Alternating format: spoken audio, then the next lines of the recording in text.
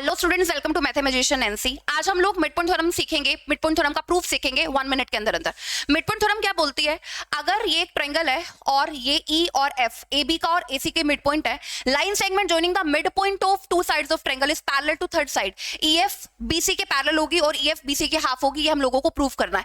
कैसे करेंगे? मैंने एक कंस्ट्रक्शन की है, मैंने पॉइंट सी से एक लाइन ड्रॉ की है which is parallel to A B. ये दोनों लाइन क्या हो गई आपस में पैरेलल, ये मैंने कंस्ट्रक्शन किया है, ठीक है।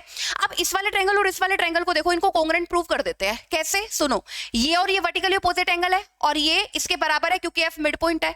अगर ये पैरेलल है और ये ट्रांसवर्सल है तो ये वाला एंगल इसके बराबर होगा, ऑल्टरनेट एंगल्स। तो भाई एंगल साइड एंगल से ये दोनों ट्रायंगल कॉन्ग्रुएंट प्रूव हो गई। तो ये दोनों ट्रायंगल कॉन्ग्रुएंट प्रूव हो गई तो बहुत सारी चीजें सीपीसीटी से बराबर हो गई। कैसे?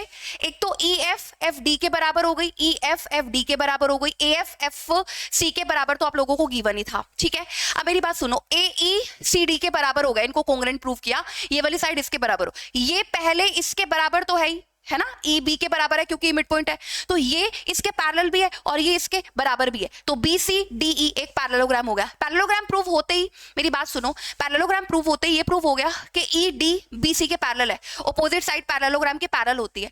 ई डी अगर बी सी के पैरेलल है तो ई एफ भी बी सी के पैरेलल होगा। तो एक पार्ट तो प्रूव हो गया कि ई एफ बी सी के पैरेलल है। दूसरी मेरी बात सुनो, ई डी बी सी के बराबर होगा, ई डी बी सी के बराबर है। अभी जब हमने कॉन्ग्रुएंट प्रूफ किया है तो ई एफ एफ डी के बराबर हुआ है, ई एफ एफ डी के बराबर हुआ है, तो हम ई डी को ट्वाइस ऑफ ई एफ लिख सकते हैं। Twice of E F B C के बराबर है तो ई एफ किसके बराबर होगा? Half of B C. This is a proof of mid point theorem. Thank you.